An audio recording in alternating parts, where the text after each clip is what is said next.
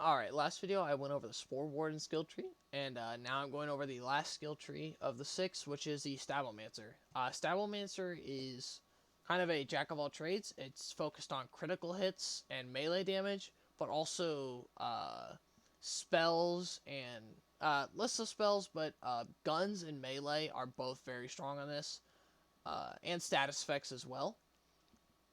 Probably have a playstyle similar to Zero or Zane or like Jack from the pre-sequel. They're just able to use really anything they want to do good damage. But the passive is Dirty Fighting. The Fate Maker's critical hit chance is increased, and from the gameplay at the time of the gameplay reveal, it was 30%. So your critical hit chance is increased by 30%. I'm not quite sure how that works into the critical hit formula. I believe Lazy Data has a video out explaining the critical hit chance formula.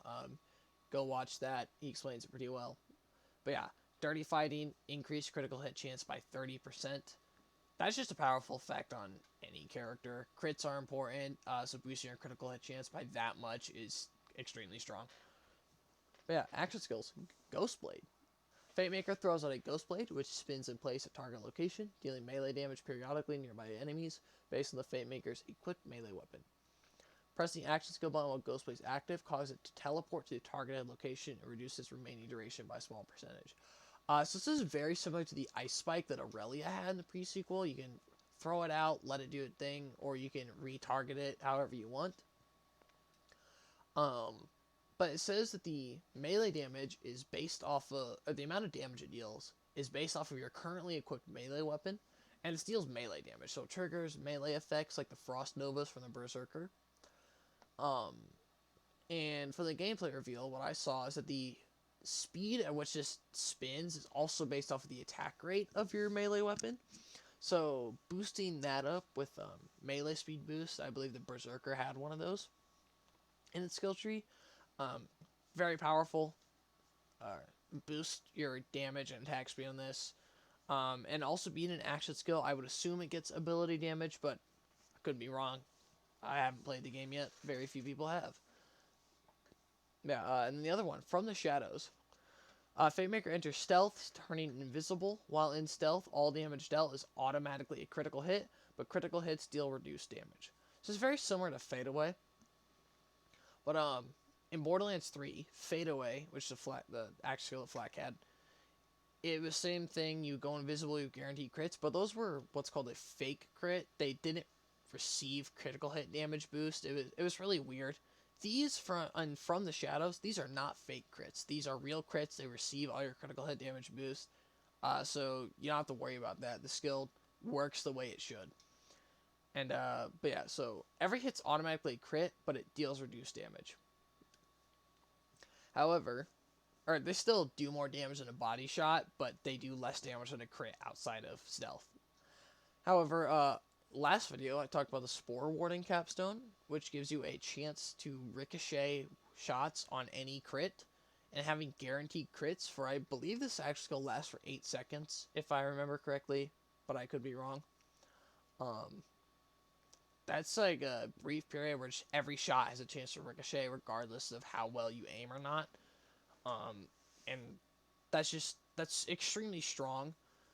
So like if you capstone the Spore Warden and then multiclass into the Stabbomancer without even having any points in the Stabbomancer tree, you get access to From the Shadows, which is incredibly strong when combined with the Spore Warden Capstone. That's From the Shadows. On to the skills. Arsenal, 5-point skill. Melee, spell, and gun damage is increased. I don't remember the number for this, but that's just good boost to have. Like, melee, spell, and gun damage. That's good on all characters. Every character will benefit from the skill in one way or another. That's a good skill. It's the damage boost onto everything. And Stablemancer is pretty good at using all three of those things. Haste, 3-point skill. Melee attack speed is increased. I was talking about how melee attack speed boosts the Ghost Blade action skill. We see just passive melee attack speed. Movement speed is increased. When you cast a spell, double this bonus for a duration. So if you're doing a melee build, on like the Clawbringer or the Berserker, this is a good skill to have. It's in tier 1, easy to get. And then movement speed is good for melee builds. And even if your spell isn't this like main source of your damage, you can still just cast a spell to double this effect. That's a pretty strong skill. Specifically for melee builds, though. Because obviously melee attack speed, but movement speed is very important for a melee build, so you want to be able to move from target to target. But yeah, that's haste. Potent poisons, 5 points. Status effect damage is increased. Status effect duration is increased. So status effects have been better in this game than they were in previous games. They are actually capable of killing things. They do better damage than they have in the previous 2 games. And status effect duration just allows them to stay dotted for longer, deals more damage longer. However, this status effect duration is notable for Frost specifically, because frozen enemies take triple melee damage, and by increasing status effect duration, they stay frozen longer, which just gives you more time to get that melee bonus. Tier 2. Whenever the Fate Maker deals gun damage to an enemy, follow-up, 3 points. Whenever the Fate Maker deals gun damage to an enemy, increase the damage of your next melee attack. This effect can stack. Melee attacks consume all stacks. I know the stacks up to 10. I'm not sure how much damage you get per stack, but I know it stacks up to 10. So a high fire rate weapon can stack this very easily, and then a melee attack, deliver the blow, get a big boost of damage on your skill. So it's pretty good if you're going for like big single hits of melee damage. Less good when you're going for repeated attacks with something like the Ghost Blade or Dreadwind, or just like mashing your melee button a bunch and swinging your equipped weapon. So if you're doing like a more stealthy style of melee, this follow-up is probably pretty good. If you're doing things like the Berserker or the Clawbringer style melee, this effect may not be as much of a desire, but still, it's a good boost of damage. Swift Death, 5 points. While moving, the Fate Maker gains increased damage dealt. Faster he moves, greater the bonus. I don't recall the damage boost or the exact number on the skill. However, Zane had a similar skill, and that skill gave upwards of like 1,000% gun damage. I doubt this won't give that much, but it's still probably going to be powerful. You have movement speed on haste. We've seen movement speed in the Berserker skill tree. And then we saw movement speed in the Spore Warden skill tree. And I've already talked about how the Spore Warden has some synergy with the Stabbomancer skill tree. So this Swift Death skill is probably very good. And this is not just gun damage, it is just damage. So your spells, your guns, your melee, your action skills, all of them will get more damage based off of your movement speed. Exploit their weakness. 3 points max. Whenever the Fate Maker applies a status effect to an enemy, the affected enemy takes increased damage from all sources for its duration. This effect can stack per unique status effect. So we've seen a skill in the spell shot where casting a spell adds that spell's element to your gun, and it stacks once per spell. So you can get 2 more elements from that. We've seen Oath of Fire, Oath of Lightning in the Clawbringer skill tree. Add 2 separate elements to your attacks. We've seen the Berserker, which has bonus frost damage while enraged. We've seen and the Graveborn adds bonus dark magic damage to your spells. And the Spore Warden has tornadoes, which spread cryo damage to all your enemies. So it seems, regardless of what class you go into, seems very easy to apply multiple status effects all at once.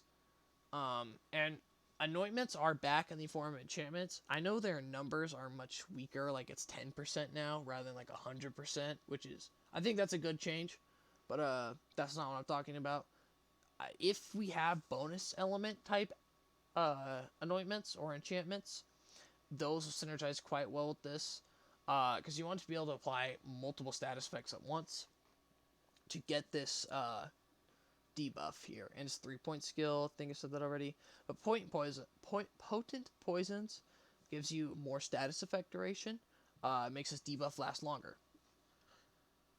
Anyway, tier 3, Nimble Fingers, 3 points. Whenever Fate Maker deals melee damage, their fire rate and spell damage are increased for a duration. Okay, so this just boosts to everything. Alright, so dealing melee damage gives you spell damage and gives you gun fire rate. So if you're kind of using multiple types of damage, like the Clawbringer does that pretty well, and obviously Stablemancer does it pretty well, you get more damage boost, or you get more DPS boost by alternating your weapons. So and this also has synergy with follow-up.